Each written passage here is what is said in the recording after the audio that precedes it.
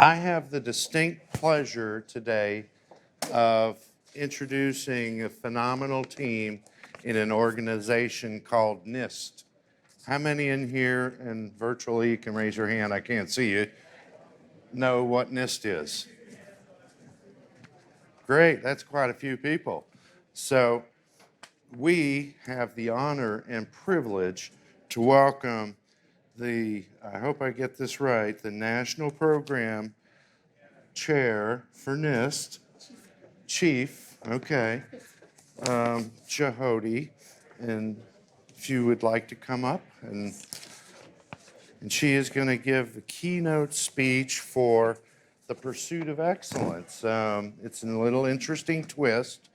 It has to do with the Baldrige Pursuit of Excellence, a Baldrige Award, and some exciting aspects that she is going to share, and the team will share. Anything else? You can do a short intro. No, thank you so much. Thank you, thank you. Can you, thank you. Can you hear me? Yes. Yeah, all right. First of all, I want to thank Paul Sumner here for thinking of including NIST for this summit. Thank you, Paul. And I also want to recognize our support staff back there who is helping us with the microphone and lighting. Let's give them a round of applause. All right. Some of you know what NIST is. NIST is a National Institute of Standards and Technology MEP program that I'm representing today, a Manufacturing Extension Partnership Program, is housed within NIST. I also have my fellow colleague from NIST who is representing Baldrige program that is workforce, very heavily workforce driven. So he will also speak after me. I want to first give you a little sense of what MEP is about.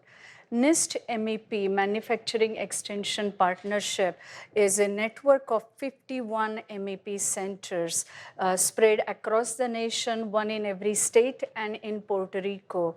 NIST MEP is all about strengthening manufacturing, US manufacturing, with focus of small and medium-sized manufacturers.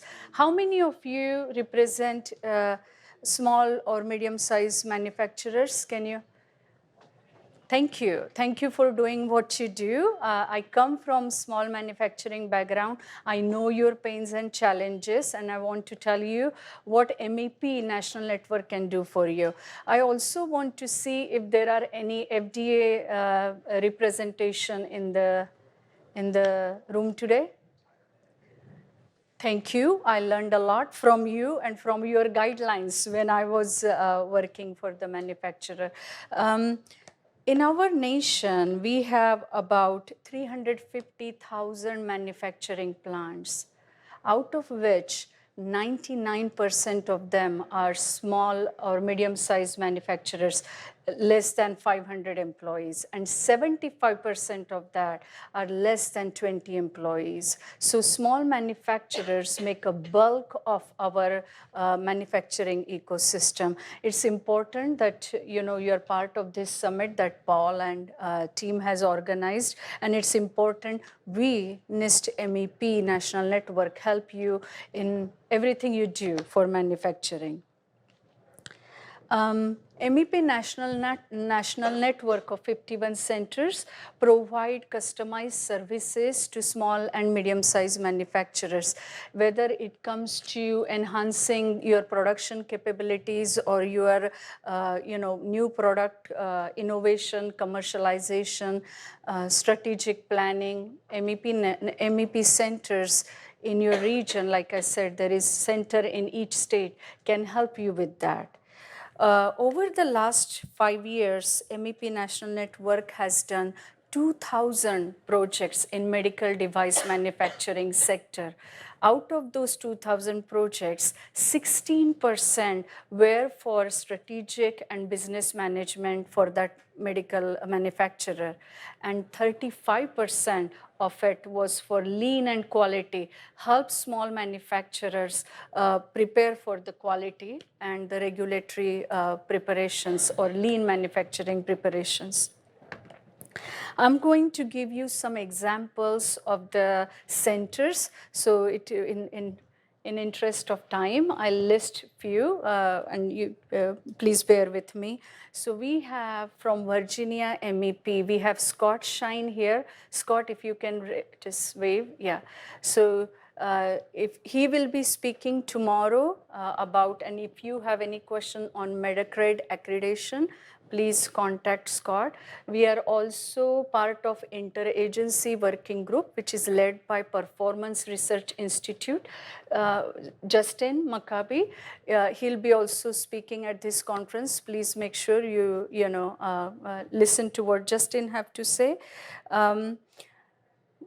Purdue MEP, not in the audience today, but Purdue MEP, just to give you one example, worked with a surgical instrument manufacturer in Indiana-based, but with global operations, and helped them reduce the cost and get their product out the door. It doesn't matter you're a large manufacturer or you're small manufacturer, your challenges are similar. You want to reduce the cost for your product, you want to rapidly penetrate that market, you want to go global as soon as you open the doors, and that's all same thing for a large manufacturer. It all comes down to time, money, and people. And again, that people, integration of the workforce into the mainstream manufacturing, it's critical. And that's where NIST MEP partners with Bob Fengmeyer here with his Baldrige program. Two of our MEP centers, Florida MEP and Illinois MEP, integrated their Industry 4.0 technologies, again, for the workforce and for the Baldrige framework. Baldrige framework, I'm switching gear on you. Baldrige framework is all about, again, getting that workforce integrated into manufacturing. And so we have NIST MEP put aside dedicated funds to what we call as competitive award programs. And two of our centers, Florida MEP and Illinois MEP, worked very closely with Bob from Baldrige, and again, help integrate workforce into medical device manufacturing and beyond.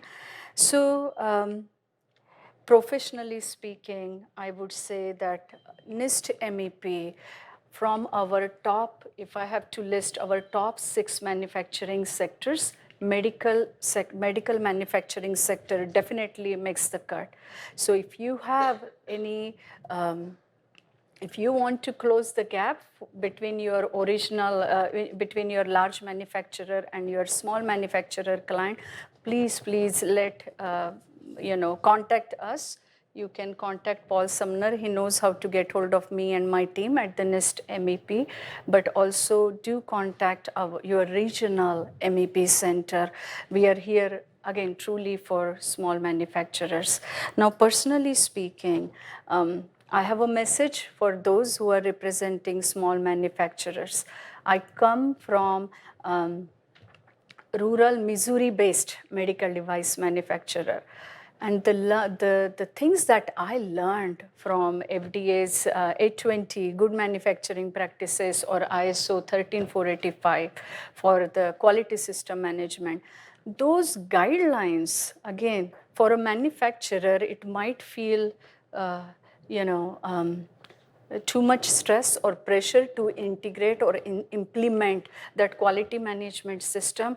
But you know what? It's not just a checkbox.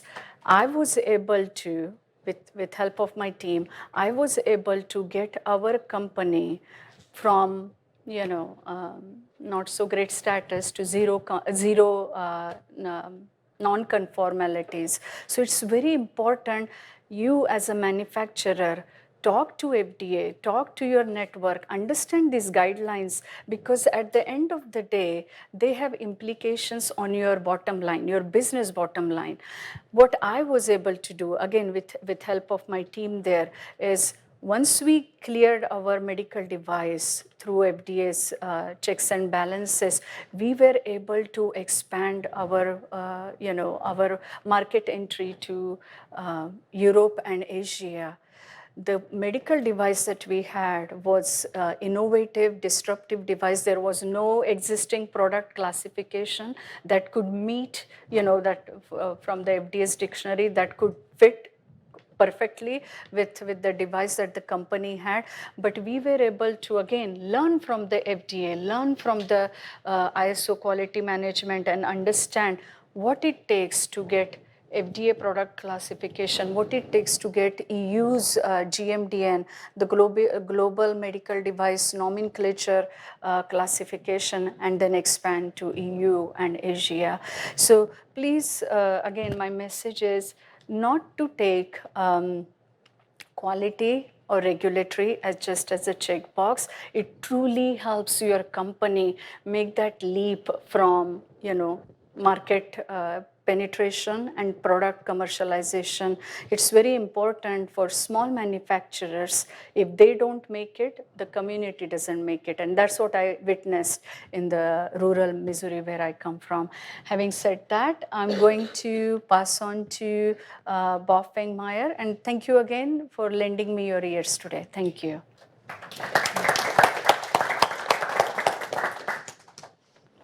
Thank you, Jyoti. And I also want to thank everybody who played a role in making this happen. I know what it takes to have events like this come off. And so congratulations, thank you. And I want to say I'm particularly pleased to be here today because the Baldrige program is our ultimate purpose is to help improve our economy and our quality of life. And healthcare obviously plays a huge role in our economy these days and has a tremendous impact on our quality of life. And I'm so pleased to be here and to learn what you all are doing to help enhance the quality of care and improve the quality of life in our country and beyond. So one of the things that I think we should think about a little bit is what it means to deliver high quality care and how do we know we're delivering high quality care? The Baldrige program, we're privileged to get to see the best of healthcare. We get to work with and learn from some amazing high-performing healthcare organizations that demonstrate excellent care time and time again. And we get to hear testimonials of outstanding quality of care. We get to hear and see videos from patients and families who are just expressing their undying appreciation for the care that they received. But we have to be honest and say to ourselves that that kind of care is not possible without the access to and utilization of high quality tools and equipment, the same kind of tools and equipment that you all provide. So I want to thank you for your contributions, what you have done and what you're going to do to help improve the quality of care in the U.S. and the quality of lives through the U.S. and around the world. So thank you for that. I really do appreciate it. So our two questions today really are, why excellence and why Baldrige? And before we kind of even dive into those, I think we need to make sure we're sort of on the same page in terms of what is excellence. And we'd all agree, I think, that demonstrating outstanding performance one time is maybe worth celebrating. It's very exciting, right? If you, or maybe a little t-ball player and you hit that home run first time in your life, that's terribly exciting, a lot of fun. If you're a college basketball team and you finally get into the Final Four, but don't win and can't ever get back. So one-time success is great, but is that really demonstrating excellence? I think we'll all agree that really excellence requires consistent, outstanding performance, not a one-time event. And it's also probably worth thinking a little bit about what we mean by outstanding. What does it mean to stand out? How do you know if you're rising above the crowd? Especially if you don't know how the crowd is performing. That's part of the reason why Baldrige makes such a big deal out of making sure that you understand how you perform against your competitors and other relevant comparisons. Because you really don't know how good you are unless you understand how everyone else is doing too.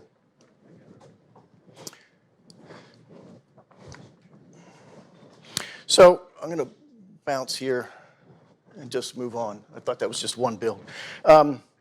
So, one time is not enough.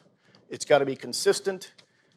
But how do you ensure that you can do something consistently? How can you ensure that you can produce high-quality products and services on a consistent basis? And I think you all in manufacturing have the answer to this, right? You understand that you need rigorous, systematic, robust processes that can be evaluated and improved to ensure that what your output is actually meeting specifications and accomplishing what it needs to accomplish. What isn't as often well understood is that your ability to consistently produce high-quality products and services is also critically dependent upon all of the interdependencies between everything else you do and your production of that product or service. I think the pandemic over the past few years has shown us all that if you don't have a highly skilled and engaged workforce, if you don't have a robust way of understanding what your customers and your workforce needs and expectations are, if you don't have a mindset that encourages creativity and innovation, if you don't have a robust and agile supply chain, we call that a supply network, it might not matter how good your products and services are. So Baldrige helps you understand and manage those interactions between your various aspects of your operations and your ability to produce high-quality products and services. The other point at the very bottom here is that excellence is continually evolving. The expectations of your customers, your workforce, what actually qualifies as outstanding performance, what that is today, it is going to change. It continually evolves. And so we, as providers of products and services, have to make sure that we evolve with them. Okay, so why should we strive for excellence? I think if you look at these bullets on the slide here, I don't think anybody would argue with any of these, right? But I think sometimes what we don't understand is whether or not we're actually accomplishing these things. I think every organization is probably working on these in some way every single day. So my question to all of you is, how are you doing on these, and how do you know? Do you understand what the drivers are for particularly your customer loyalty and engagement, your workforce retention and engagement? Are you tracking that? Do you know what the drivers are? Do you know what's going to move the needle on these things? Well, our key customers tell us overwhelmingly that use of Baldrige products and services helps them move the needle on these things. 87% tell us that use of our products and services has improved their efficiency and effectiveness. 93% their customer loyalty and engagement. 94% their workforce engagement and satisfaction. And 88% increased revenue, margin, and overall growth. So if your organization has been struggling to move the needle on these things, I invite you to check out Baldrige and see what it has to offer and how we can help you improve. So what's Baldrige? Well, like MEP, Baldrige is a public-private partnership. And as mentioned, our purpose is to help improve our economy and quality of life. But we do that through a three-pronged mission. That being to define, recognize, and foster quality and performance excellence. We define performance excellence through the Baldrige Excellence Framework, which I'll talk about in a few minutes. We recognize performance excellence through the Malcolm Baldrige National Quality Award. And we foster performance excellence through all of our other products and services. That includes sharing the best practices of those role model award recipient organizations.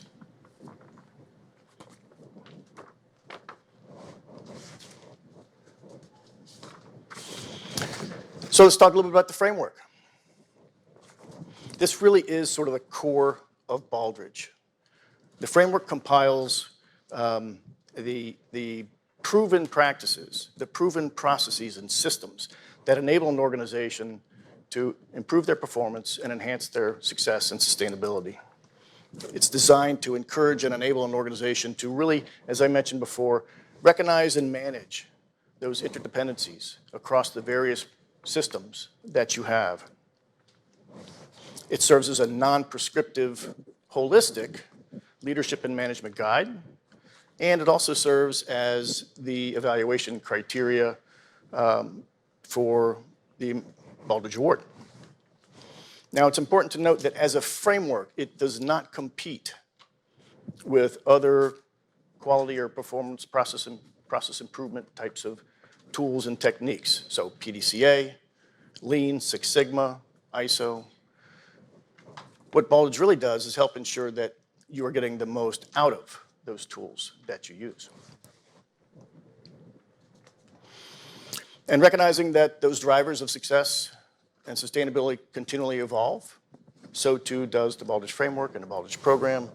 And we go through a very rigorous process every 2 years of evaluating what needs to change and revising the framework accordingly. And that's what has led the program to evolve from being focused on enabling and ensuring high quality products and services to enabling and ensuring organizational effectiveness and organizational performance.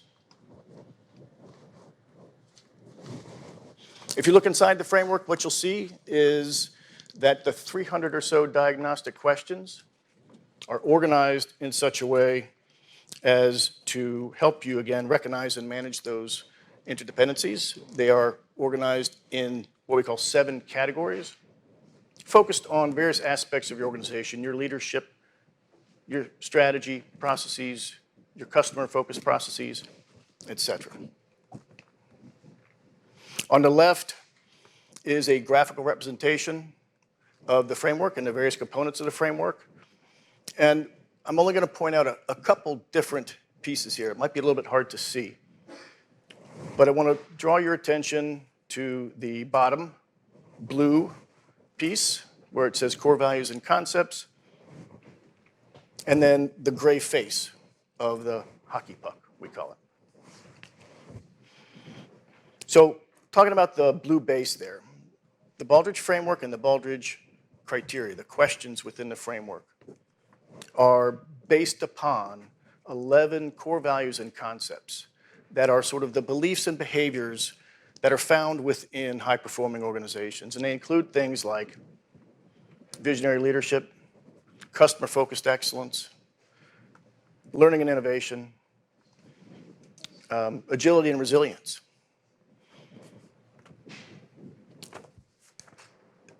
The gray background represents the organizational profile. This is the first section of the framework, first part of the criteria questions. And this is how the framework and the award process is able to be a non-prescriptive yet valuable tool for any organization of any kind. You all serve the same sector, right? Medical device manufacturing. But I guarantee you, no two of your organizations are the same. And so this allows the organizational profile asks questions about your environment, about your workforce, about your customers, about your strategic challenges, about your size, your location, your markets. And it is through the consideration of all of those contextual aspects of your organization that will drive the appropriateness of what you do and how you do it in response to the questions in the framework.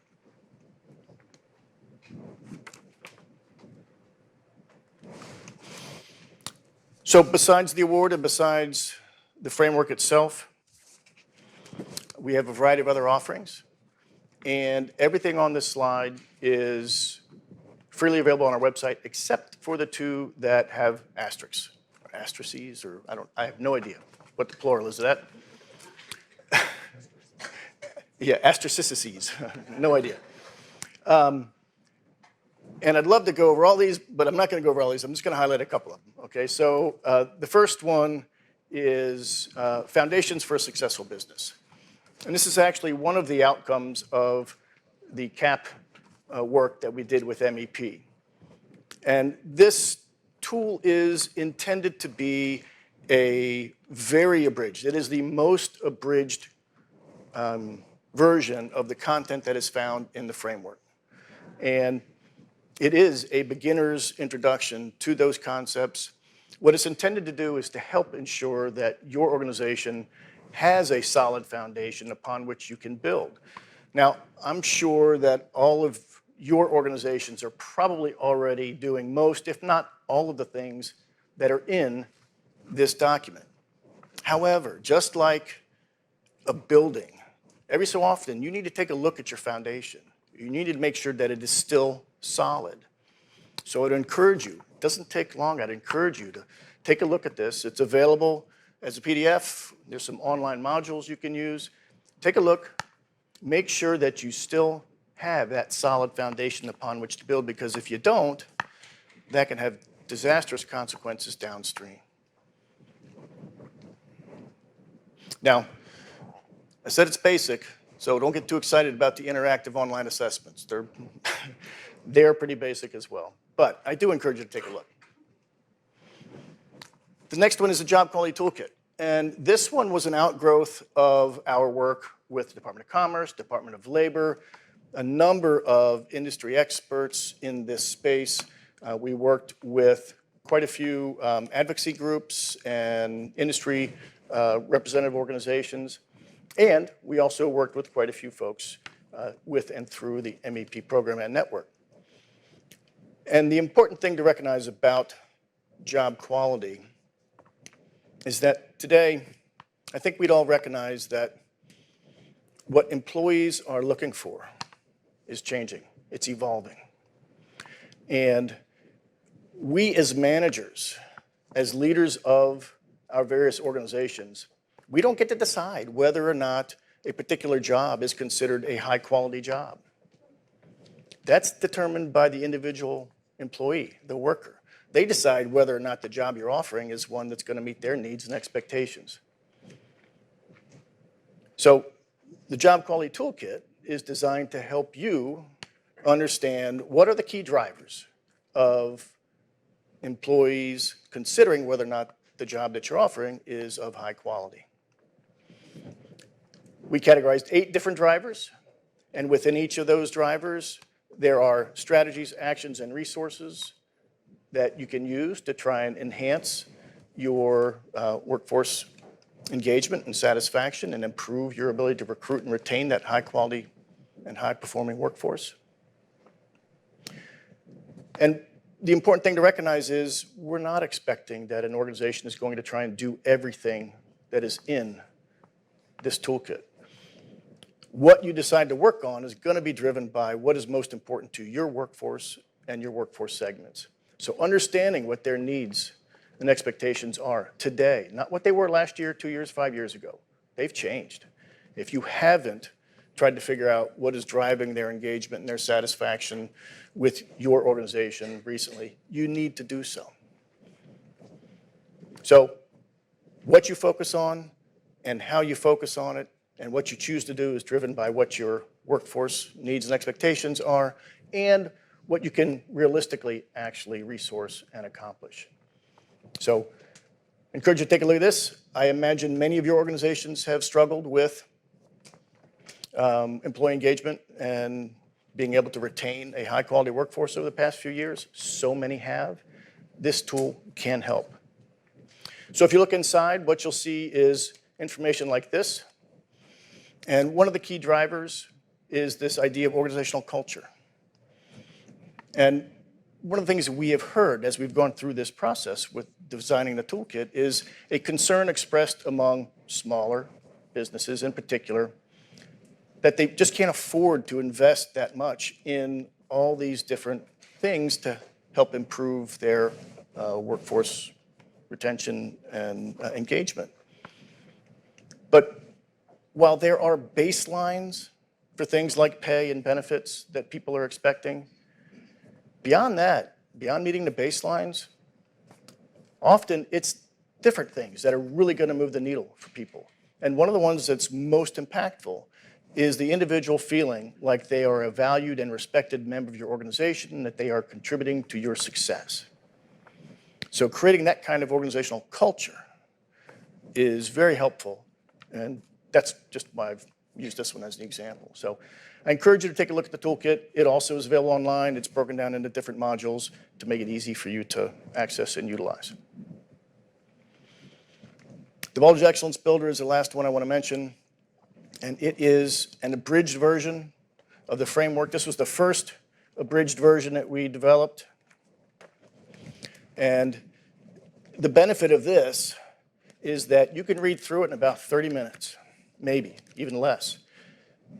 But it has more than enough meat in it, more than enough of the content of the framework that you'll find it very valuable. It works very well for organizations that are doing pretty good, but maybe want to get a little bit better or need to get a little bit better. So I strongly encourage you to take a look at the Voltage Excellence Builder. It is, again, a pretty quick read. I would encourage you to read it cover to cover before you decide to try and start answering any of those questions. But then give it a try. Take a look at those questions and see if you're able to respond and what you think those responses might be. Just as a comparison, this is the full framework for those who are not familiar with it. If this audience is anything like the audiences I'm usually talking to, some of you may be familiar with Baldrige and what we offer. Some of you might be familiar with what Baldrige was 20 or 30 years ago, and some of you have no idea. And that's okay. That's why I'm here, right? So I do encourage you to take a look at what we have to offer. There are quite a few things available on the website, and I look forward to assisting you in any way that we can. With that, I think we're ready to move into the panel discussion. So if the panelists would come on up.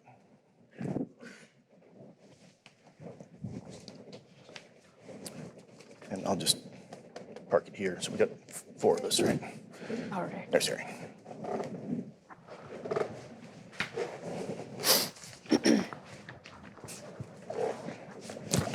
All right. Okay, so I get to introduce our panelists. So in addition to Jody and I, we have to my left Harry Zeckman, who is the Chief Operating Officer for Stoner Incorporated. Stoner manufactures a wide variety of branded cleaners and lubricants and is a recognized leader in the plastics, urethane, composites, rubber, electronics, detailing, and car wash industries. And to his left is Carolyn Candiello, who is the Vice President of Quality and Patient Safety for GBMC Healthcare, which provides inpatient and outpatient care through an acute care community hospital and around 43 primary and specialty care medical practices. So, for those of you online, please feel free to enter your questions in the chat, and others feel free to come up to the microphone. And while we are getting to the point of people being ready to ask their questions, I'll give us a starter question. So for both GBMC and Stoner, let's start with Harry here. Can you tell us why you got involved with Baldrige and the benefit that you've seen from adopting Baldrige principles? We started in the Baldrige kind of journey I was thinking about this. I so rarely have a chance to look backwards. 30 years ago. So we started 90, I think it was 92. Anyway, started writing applications, and we used the criteria as a way to improve our business. So, our philosophy is that most businesses have a culture and an operating system. The system around improving the business, so I'm calling the operating system as sort of the run the business. The question that we get into is, what's our process to improve the business? So we used Baldrige as a way to improve our business. And that ultimately ended up, I want to say 2003, we were a recipient, and which was a really cool run for us. And we've continued since that point. So the sort of operational benefit or the financial benefit or market benefit, how has it benefited your organization? Yes, yes, and yes. I think we're, I think we're up maybe about just overall, just to pick a number, kind of farmer math, I think we're up maybe 9x since we started with the program.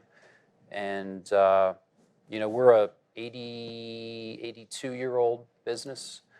And, it's been a great run. And I want to say that, around like 2001, we started a partnership with Toyota. And so we've networked with them and their team since then. And so we've merged Baldrige with, sort of the TPS or Lean or Toyota Business System, whatever you want to call it.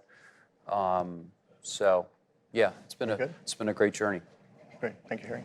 Carolyn?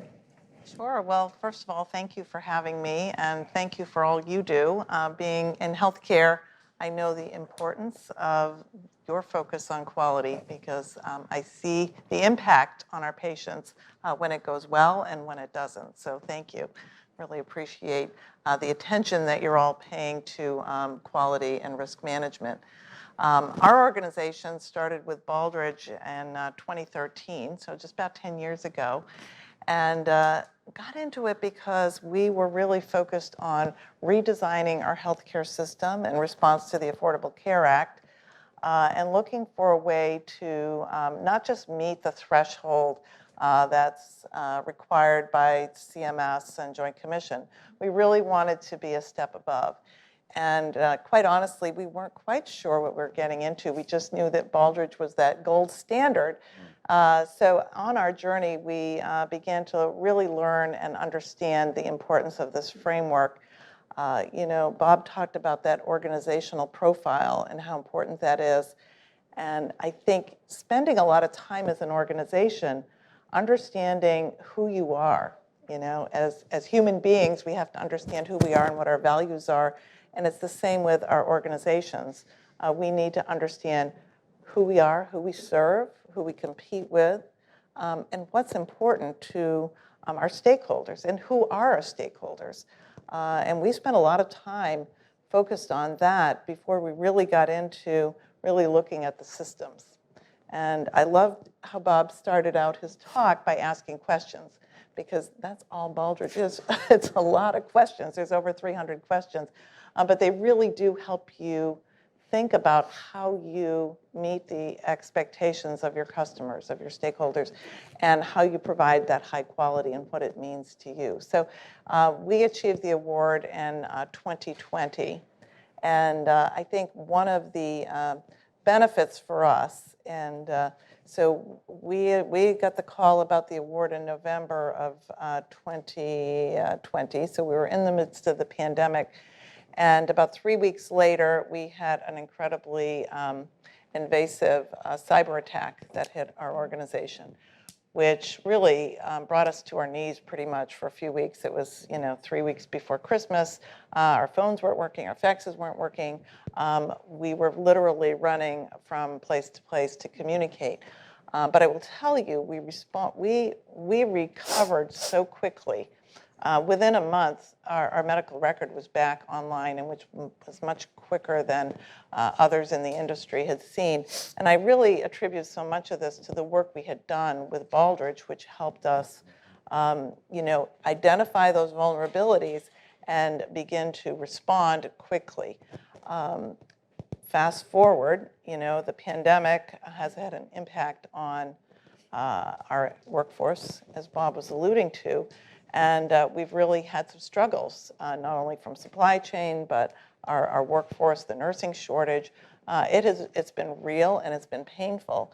But I attribute so much of the work that we do using the Baldrige framework to helping us be resilient. And I think, that is something coming out of this pandemic, we've all learned the importance of resilience. So if you haven't looked into Baldrige, I would encourage you to do so.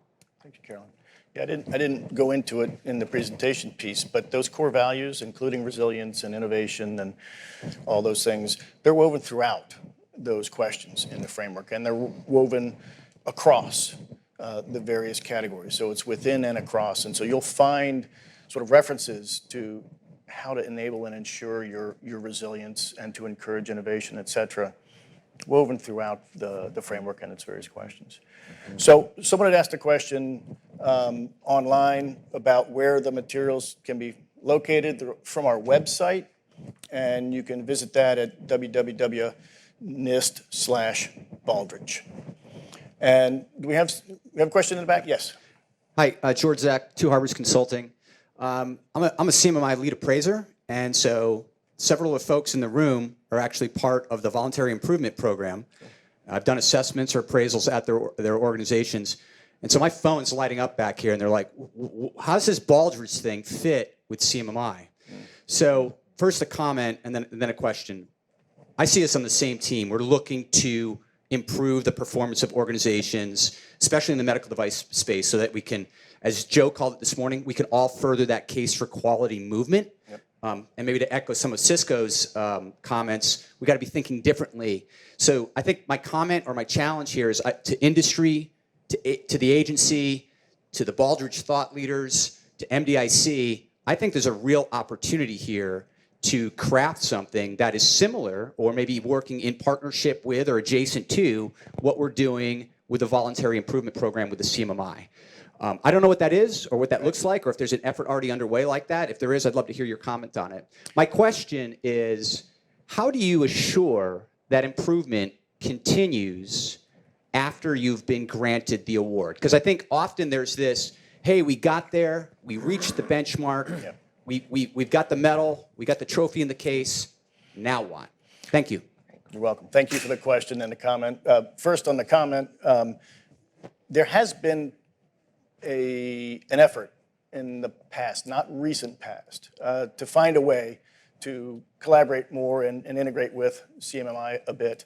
So it's a great idea. There's certainly an opportunity there. And from our perspective as well, it's not a matter of competing. Again, as I said before, this is about trying to help organizations be more effective and be more successful.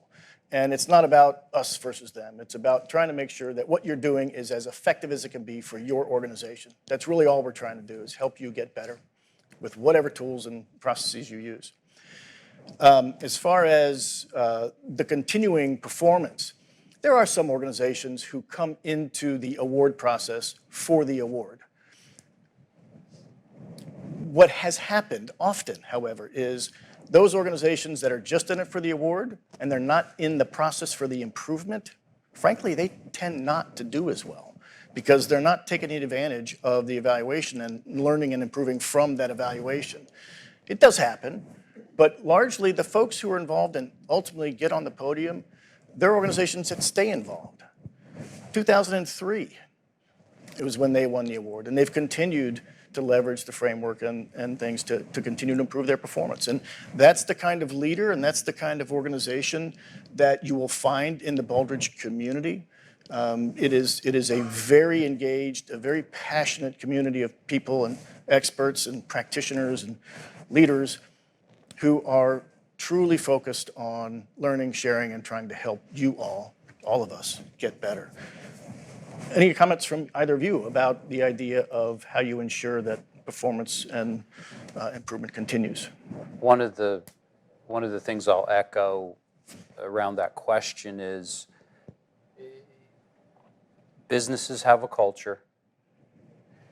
Businesses have an operating system, meaning how they run the business, right? So everyone here, if you're in a business, even if you're a consultant, you've got a culture in your business. You've got a way you run your business. The real question is, how do you improve your business? What's your system to improve your business? A CAPA, we talked about this CAPA. I heard everyone talking about this CAPA, and we've got medical healthcare companies as customers in our business, and we're a chemistry business. In case you didn't catch on that, so we pick out niches where we can operate. We're a chemistry business. So that CAPA, yes, that is a way to improve your business. We think of that, what I hear is that's a type 2 problem solve. That's a deviation from standard, right? Type 1 being troubleshoot, just do it. So you got two other types. You got a type 3, which is a challenge problem solve, and then you've got a type 4, which is open-ended.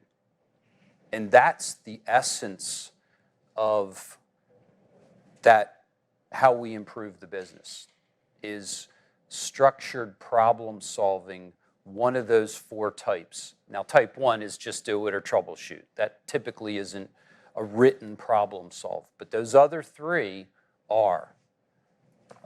Take a look at a book by Art Smalley. He's got a really good book on this, and that's the secret sauce. And Baldrige gives us an assessment to where we can say, okay, what do we need to improve getting out into these proactive problem solves? We all have hot spots in our business. That's type 1 and type 2. But type 3 and type 4 are really what Baldrige is aimed at, those proactive problem solves. Thank you, Harry. Anything to add? Well, that's such a big question, and I think it is, the word I keep reflecting on is systems. So we talked about this being an ecosystem. Harry just talked about this system. So as we approach framework, you saw the 7 categories. We created systems around these and continue to focus on those systems. So the way we sustain it is that each system has an owner, an executive owner who is responsible. And we measure those systems, we improve those, and we also see how well they are integrated. And in Baldrige, we call that ADLI, and we think about that approach, how well it's deployed, how, are we learning, are we improving, as Harry said. I think it's a journey. It's an ongoing, I hate to sound trite, but it's evolving. It's something you continue to focus on. And are we perfect? No, we're not. But we have processes and systems that help us get closer to that. I'll also reflect on, quote we use, which is often attributed to a number of different people, but it's, every system is perfectly designed to get the results it gets. So if you're not getting the results you want for your customers or for your stakeholders, you got to go back and look at your systems and your processes. So that has been the beauty of it for us with Baldrige. Just a comment about, I don't want people to think that the award is what it's all about. We have this sort of bifurcated mission, right, where we are recognizing role model organizations, but the purpose of that isn't just to recognize role model organizations. It's to leverage their best practices, share them with others so they can get better. Our larger purpose is to help organizations get better. And so it's part of why we have an expanded list of offerings for organizations and why we're partnering with MEP, because we want to be able to do more in that space to reach with and through the MEP system and network to reach more manufacturers and help them improve, not necessarily get them involved in the award. However, for those that are interested in the evaluation process, getting that external review, which can be very helpful, I would encourage you to check out your local Baldrige program. We have what's called the Alliance for Performance Excellence. These are independent state or regional based programs that serve all 50 states and Puerto Rico. They provide additional services. They will provide recognition and evaluation against things like just the org profile that we talked about. Just the org profile that we talked about. Just the excellence builder that we talked about. So if you want that sort of external review to look at your organization sort of holistically, I'd encourage you to do that. So I'll mention that we've been involved with the Pennsylvania MEP called Mantech. So we completely agree with the MEP approach, and we've been involved with them for a couple of decades. We had 3 site visits. We got to the point where the Baldrige office considered us to potentially be a role model company. So we had 3 site visits, which is, as one of the examiners once said, like a good scrubbing.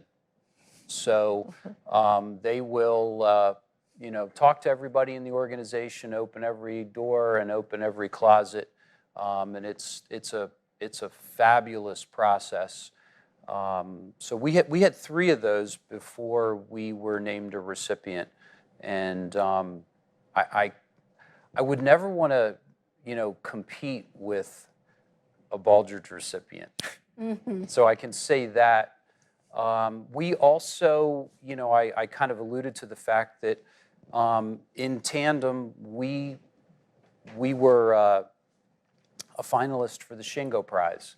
So we were involved with Shingo Prize, and we're still connected to Shingo Prize.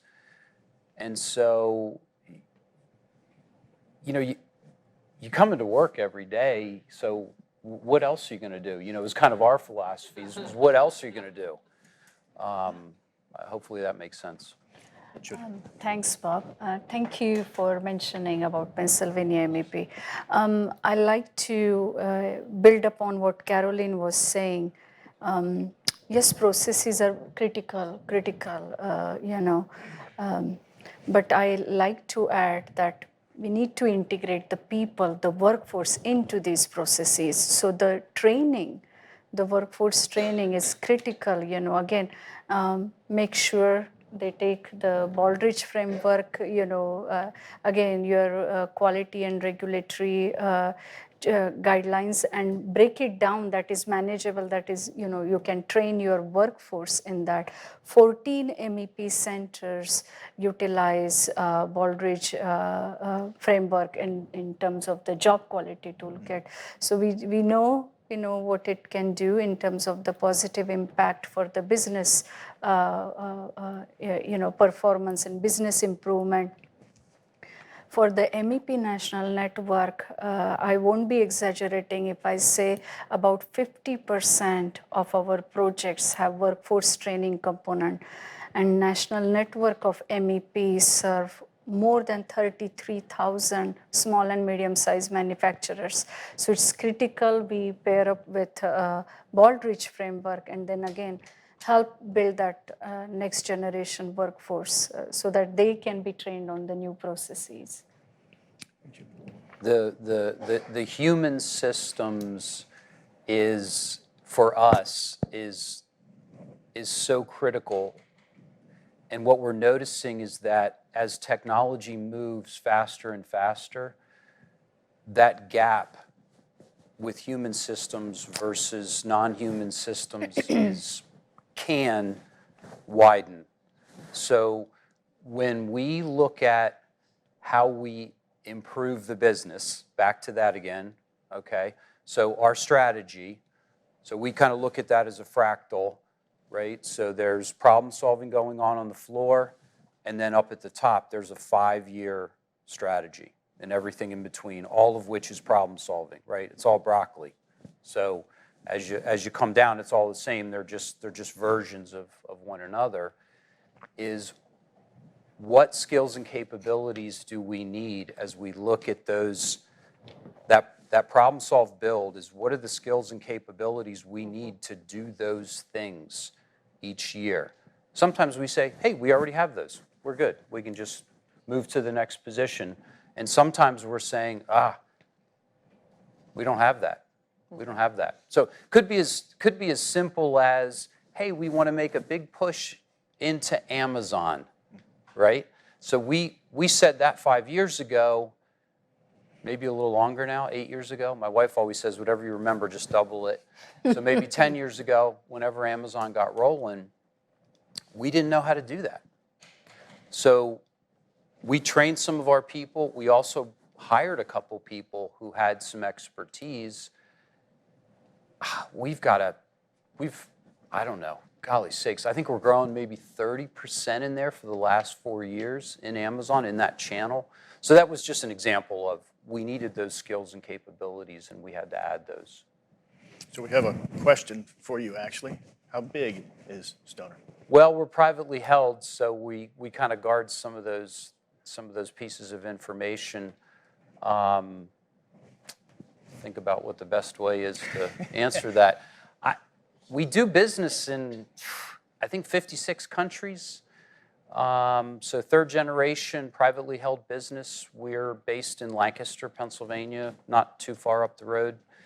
And Can you share workforce numbers? we're about 110 people. And we just hired a professional who came from a food business, and he was with us a week, and he came up to me and he said, I can't believe how much business we do with 110, 105 people. I said, why? And he said, well, I think we had triple the amount of people, and we did about the same amount of business. So another facet of this is all the way along this journey, we are big believers in gain sharing. So all the way along this journey, and we're a privately held business, so there's some limitations, I understand, maybe in the room, but our entire team is sharing in the benefits of this ride.